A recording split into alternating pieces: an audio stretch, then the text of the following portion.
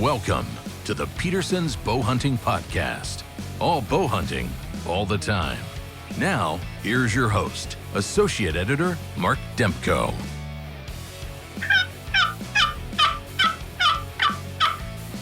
Hey everybody, welcome to the Bowhunting Podcast presented by Lancaster Archery Supply.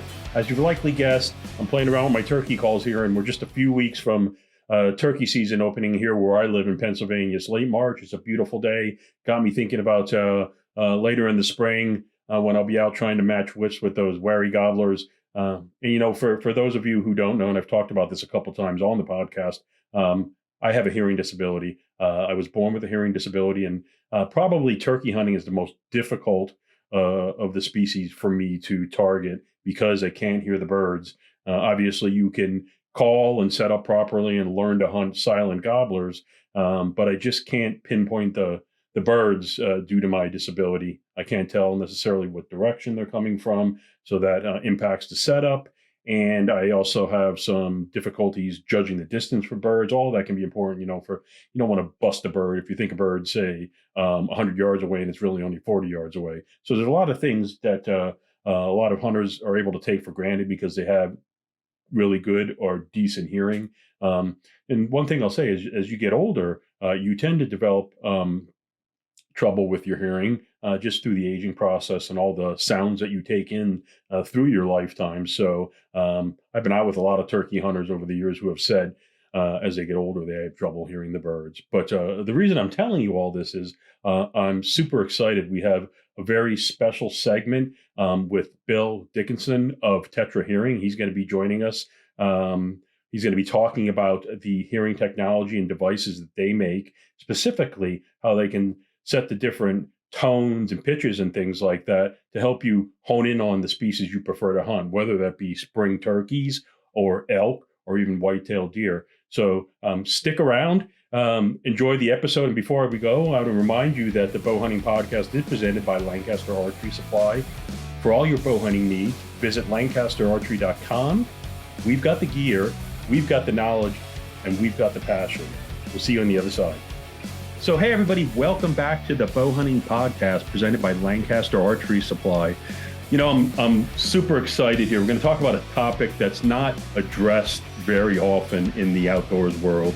You know, a lot of times, you know, people wear glasses, they'll start wearing glasses in the early age, but there's also another disability that affects your senses, and that's hearing loss. And I happen to be born with substantial hearing loss. I've been wearing hearing aids since I was in elementary school. And so I'm super excited to have our next guest on. We have Bill Dickinson, who's a certified audiologist. Number one, you've worked decades in the industry, and also the co-founder of TETRA Hearing. Bill, welcome to the podcast. Hey, Mark, thank you. And I'm, you know, we didn't even have any of that backstory that you just shared. And I was excited to be a part of this and be a part of your group. You know, last week when we got it organized, and knowing that you're exactly one of the guys that I've been taking care of my whole life as a hearing doc. It just kind of took it to the next level. So I couldn't be happier to be a part of this. Yeah, and thank you so much for joining. I mean, it's you know, you don't always think about it, but hearing is also a very important part of hunting, whether you're deer hunter or you're hunting out west for elk. But probably one of the areas that's most important is when you're hunting for spring gobblers. And I'm going to give you a couple examples as somebody who spent their whole life not being able to hear super well. Many years ago, I was on a hunt in northeastern Pennsylvania with the spring with a guy, and I don't hear the birds particularly well. And he started to call using a locator call first thing in the morning, was just getting light.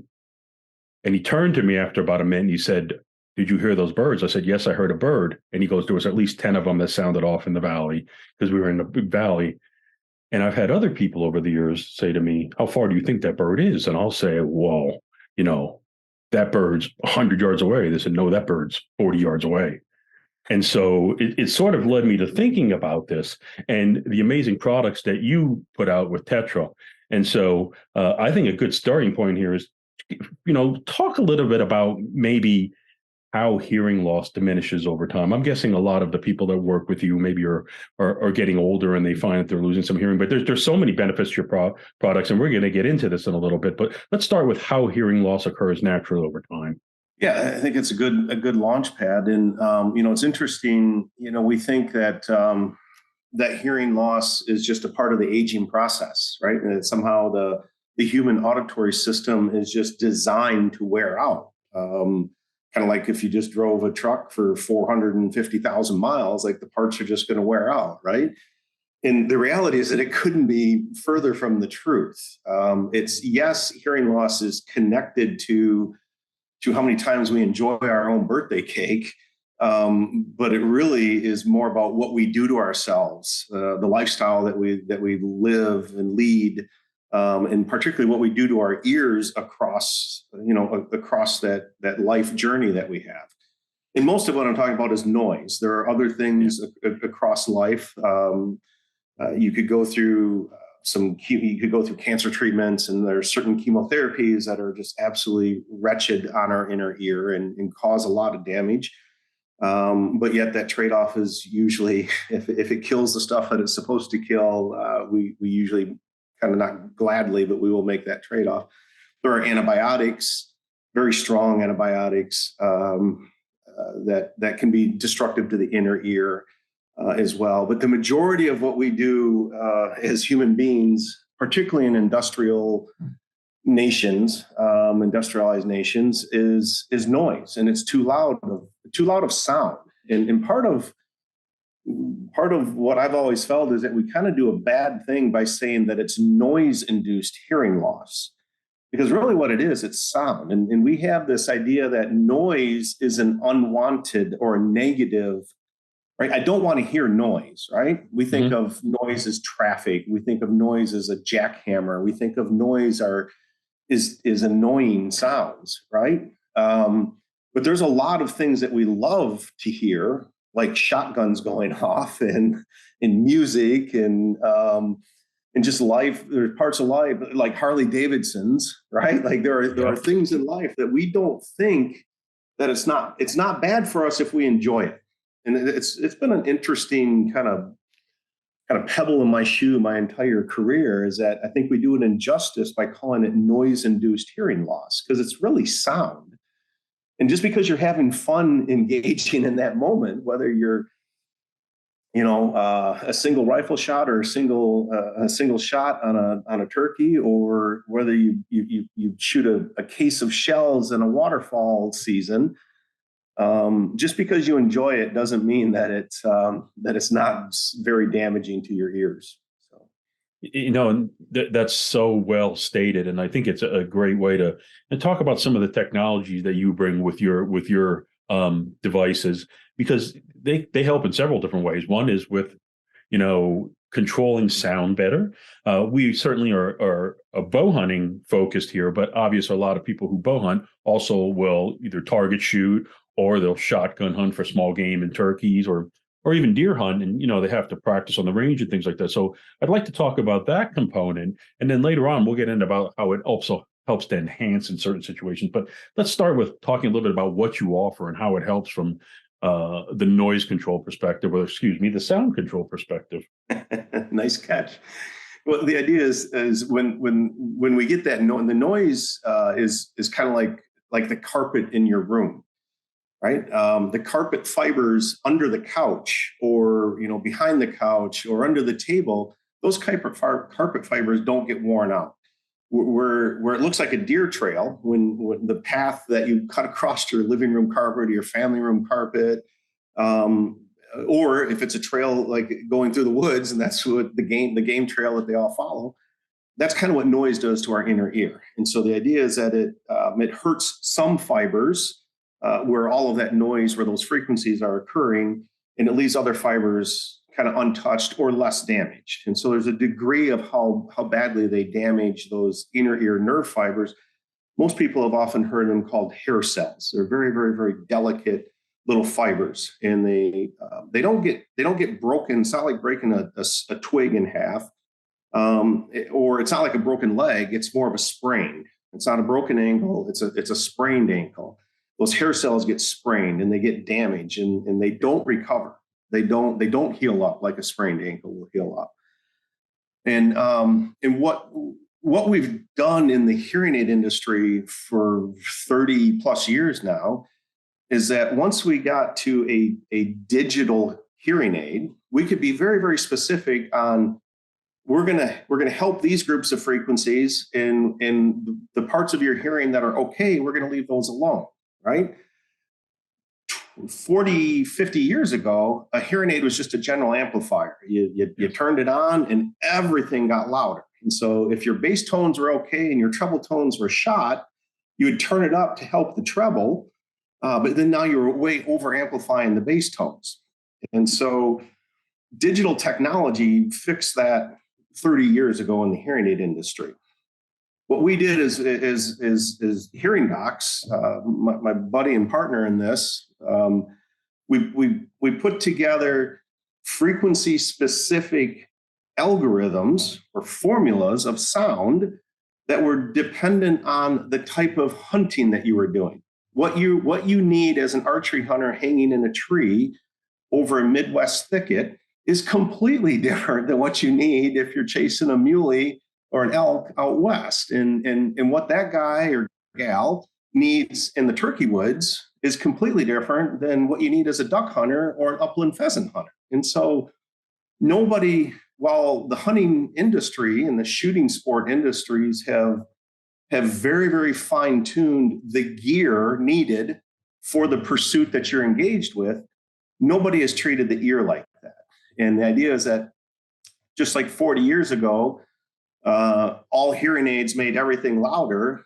That is what previous amplified hearing protection has done, is that there's been a lot of products over the last 20 years. And what they do is they just amplify everything.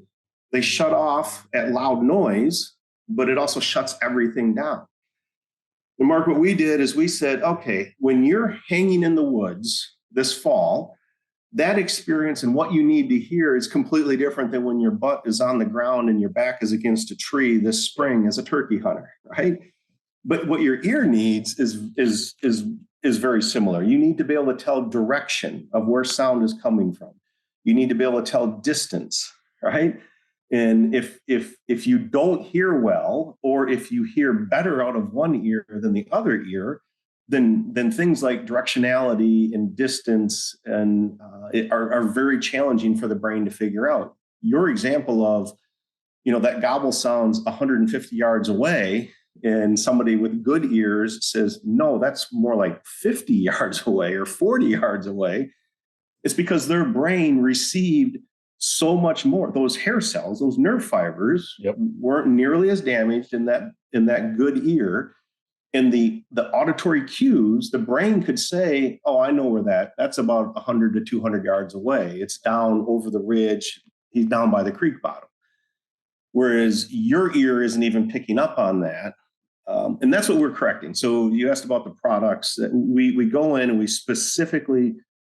are the only ones to have and hold patents on the replication of sounds by pursuit of hunting. And so what you need to blow a duck call and to hear wings is uniquely different than what you need to hear the flush and to hear your birds, to hear your dogs working for an upland hunter. And the replication of a turkey gobble is very different than being able to hear the footsteps and the cadence, the timing of how a yearling coming in behind you is completely different than that big buck who's been alive for 6 or 7 years.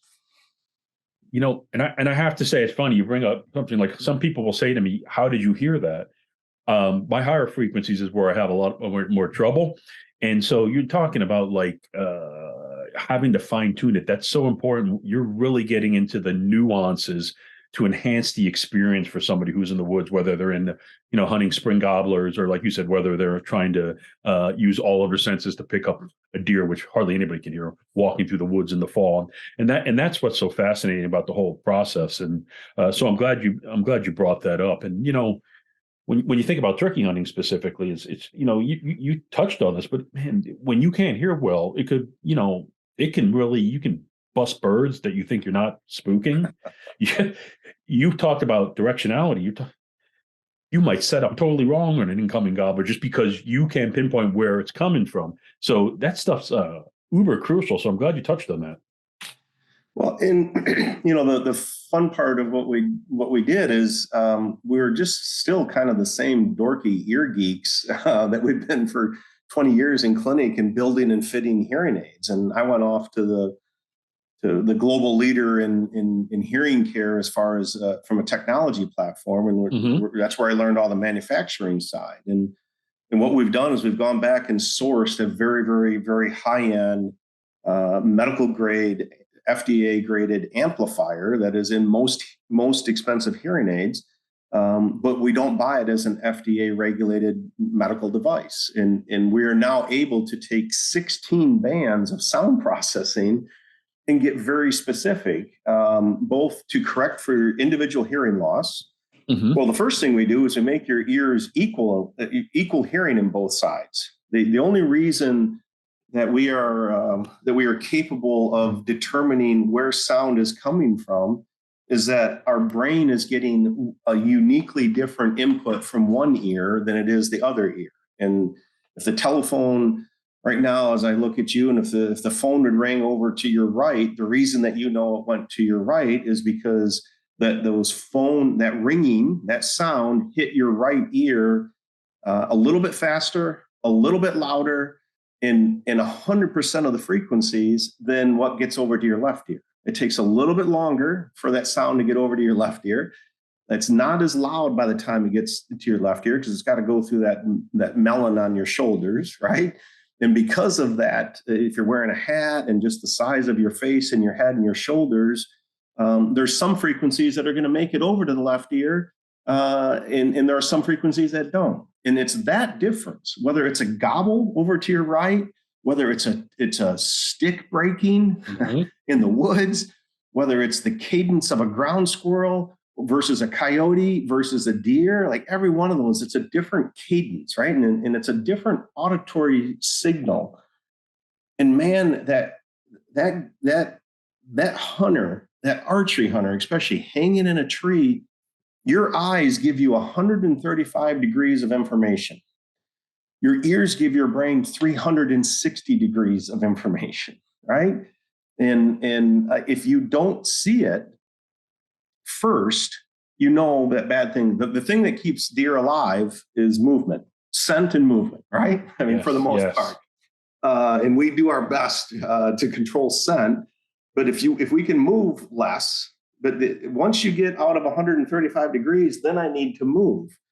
And sometimes I do need to move to make sure I can reach back and grab my bow or to, do whatever we need to do. And if we can do that when we heard that deer 30 yards behind us versus we see it 5 yards in front of us, it usually ends up to be not so good for the deer and good for the hunter. So, and that's just an exceptional point because, again, you don't always think of your hearing and how it affects your brain, all things in that type of way, but it is so important. And of course, and it's essential in every aspect of life, but being in the woods or being in the, duck hunting, it's no different. And, I will say, since I've started to wear hearing aids in both ears, I do have that difference of loss in my two ears. One's worse than the other. It's amazing when you go out in the woods in the spring and you hear the world waking up around you. And first time I had really, really good hearing aids and hear the birds and things like that. It's like a whole different world. It's this wonderful feeling. And so I wanted to ask you, what's the best story you've heard from somebody using your products over the years? I'm sure you've heard something similar to that. Well, I really think we live the super fun part of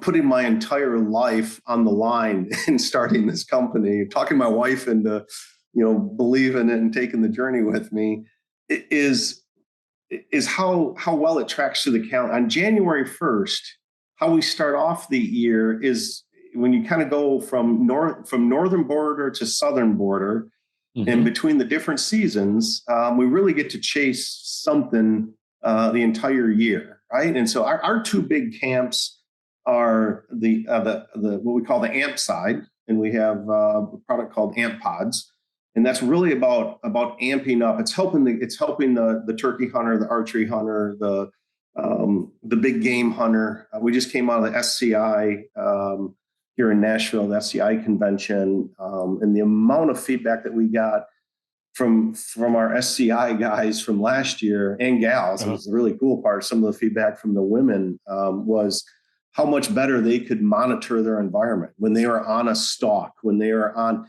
And the biggest thing, and geez, we could talk for 3 hours, Mark. The biggest thing that they came back with was how well they could talk and communicate with their PH, their guide, right? And that they could whisper back and forth, and that, they, on all of their previous, big game excursions that these guys and gals would go on, that they couldn't communicate. And so when we talk about, our slogan is "Hear the Hunt." Yeah. Yes, it's about the bugle. Yes, it's about the deer sneaking up behind you. Yes, it's the flush. Yes, it's the gobble. But hearing the hunt is way bigger than that. It's the conversations in the duck blind with granddaddy, right?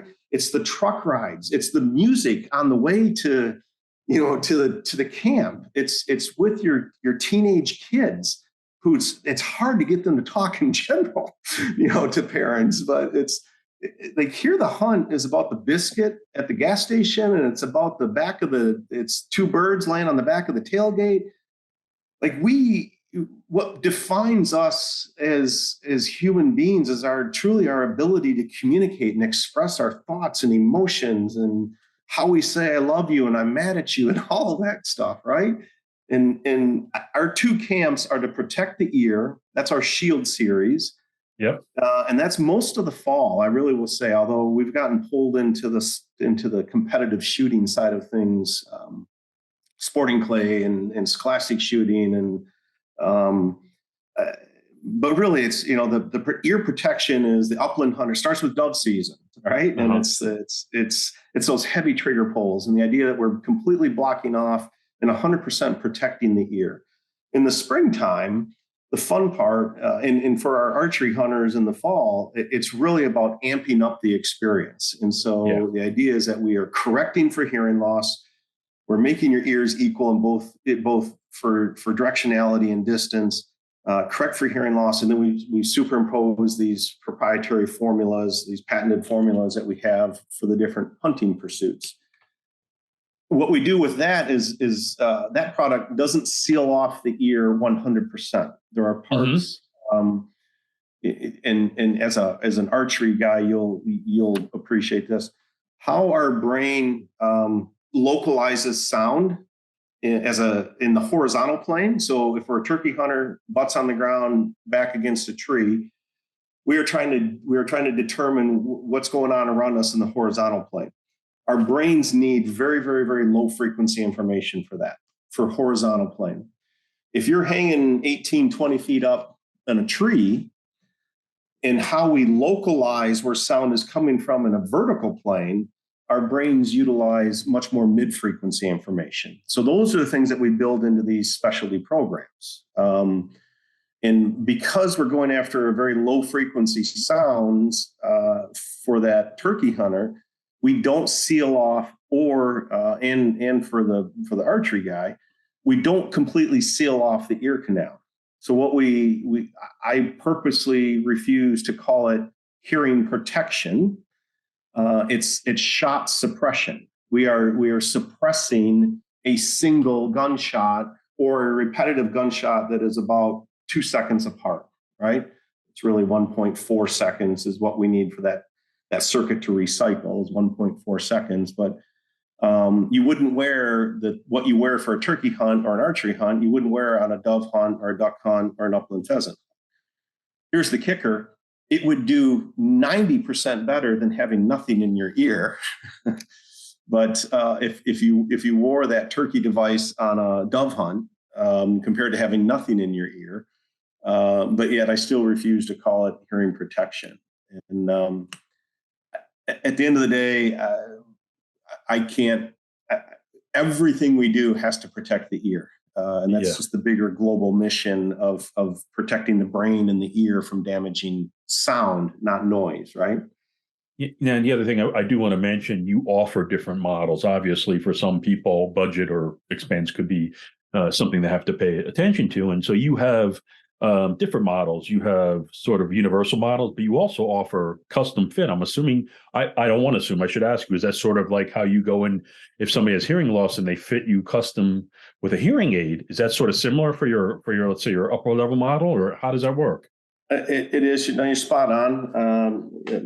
I'm glad that you've navigated the website that well. So it makes me feel good that that sticks out. We have a universal fit, which are something called the amp pods and the alpha shields. Amp pod is typically big game turkey, deer, elk, and the alpha shield are heavy trigger pulls, right? Heavy trigger pulls or chainsaws, or tractors, or four-wheelers, or side-by-sides, or country music concerts, right? Or. It'll protect your ear, and we have specific programs for all of that kind of stuff. The idea, the goal of TETRA was to have either a normal or an improved, an enhanced listening situation while you're hunting, and that you're fully protected at trigger pull. And that's what, a lot of people, especially we just came out of two big shows with NWTF and the SCI, and they'd see that, oh, geez, TETRA, like, man, I see you all over the place. You're the new hearing protection company. And I would always say, no, we're the new hearing technology company. And the idea is that it's not just about protecting the ear. We will always protect the ear, but the protection side is actually relatively, heck, the good Lord gave us the best protection. If I get that finger down in my ear canal, there's a lot of protection that comes from that, from that loud sound. But the hunter typically intentionally gave up protecting the ear so that they could hear well around them. And so the goal was to create an awesome listening experience so that you are fully protected, whether it's a single trigger pull or whether you pull it 30 times on a crazy dove hunt or duck hunt. And again, probably the biggest part, and this is the driving force behind the creation of, let's make a great device that hunters will voluntarily want to use as a tool. Although I think we need to start looking at the world a little bit differently. And it's guys like you and podcast and outdoor writers and content builders that really kind of need to be part of this mission of, there's this conversation that we are not having about protecting the ear. And unfortunately, we're not training the future. We're not training the youth and the first time hunters that we expose this awesome sport to, that a responsible and ethical hunter is one that takes care of the resources and conserves the resources, and that includes your own hearing, right? Yeah. You stated that so well. If you could get on Amazon and order some new ears, it'd be interesting to know the price where you would stop, right? On what you would pay for those new ears. And once it's gone, it's gone. And most hearing loss, as we talked about early, is what we do to ourselves. It's not bad luck. It's not genetics. God didn't mess up and make a faulty system that just degrades. It's what we do to ourselves. Now, we've talked a lot about your hearing technology and the fact that you're an audiologist and doctor and you've worked in the industry for decades. But what we haven't touched on yet is you and your hunting. I'd like to hear a little bit more about what your favorite things are to pursue in the woods and stuff like that. Do you have a favorite of all the seasons? It's interesting. It's changed as my life has changed, and I still think it's kind of in that. I don't know if like an ADHD hunter. I really do absolutely love it all. Right, like hardcore. So I was born and raised in Michigan. My two loves up there were waterfowl hunting and bow hunting.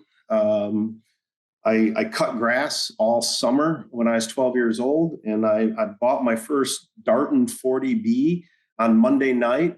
I shot it about a dozen times at the archery store, and I went out on Friday night and harvest my first doe with it. And so I love archery hunting.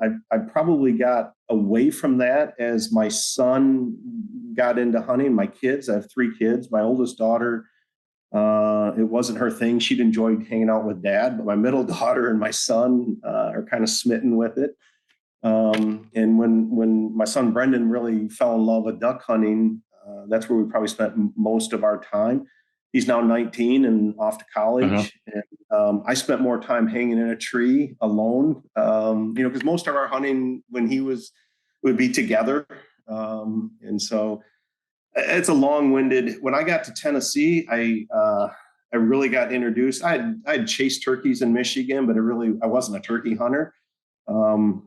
I can't wait to get in the woods. April 15th is our opening day here. We've got some cool trips. We're going to go out to Colorado and chase a Merriam out there, and we're going to get over North Texas and chase some Rios over there. And so I love it all. Forced choice. I'm probably going to keep that bow in my hand and hang in a tree as long as I possibly can, if I had to pick one. So. No, that's exciting. And it sounds like you, between work and some of your travels this spring, you have a busy time coming up. So, I appreciate you taking time to speak with us. And like I said, this is a topic that's obviously very important to you and I, but it's something that I personally would love to see more hunters give more thought to. Before we go, I want to say, you can learn more by checking out tetrahearing.com, tetrahearing.com. And you have to protect your hearing because it goes over time. And if you don't, you lose it. It's too late. We, there's a lot of things I want to say. Probably the first thing, we just expanded this year and hired 2 more team players and on our team, and awesome young dudes. And one of the first things that they get like absolutely drilled into their soul is that we never, ever, ever throw any shade or make any negative commentary on another form of hearing protection. I don't care if it's a foam plug. I don't care if it's an ear muff. I don't care if it's a competitor product. I don't care. And I think that's one thing that we have done extremely well, is because my idea is that there's so little compliance. I don't ever want to give somebody a reason to not do something to protect their hearing, right? Yes. We will talk forever why we have the best listening device, why we have the best sound device, like why we have the best. We are doing some very unique things on the protective side, but we don't ever want to talk negatively about anything. And matter of fact, one of the biggest companies that puts the most content out in print form, we had an awesome meeting with them at NWTF. And the idea, my concept was, now 4 years into this, they've been a great partner in helping us grow. And we've done a ton of different, print ads and articles. And I said, my request right now is, and my goal is for content builders and journalists and articles and podcast guys like yourself, it's just about changing the conversation. And like what we shouldn't have and I went over to Memphis and sat with the leadership who I've become very good friends with when, last summer when I picked up The Future of Waterfowl Hunting, and it was a dad and his daughter, shotguns mounted, shells coming out of the guns, and all you saw were 2 ears and nothing in either ear. And I'm like, that's every little kid who picks up that magazine, or every 50-year-old kid who picks up that magazine thinks that's how duck hunters do it, right? And we've got to change that. We've got to start protecting our ears across our lifetime, because the science has shown in the last 10 to 15 years that if we don't, there are serious health ramifications at the end of life with Alzheimer's and dementia and memory loss. They can predict the likelihood of somebody having Alzheimer's above age 60 is 6 to 8 times more likely if you have hearing loss between 35 and 55. And that if you don't do anything to correct for that hearing loss.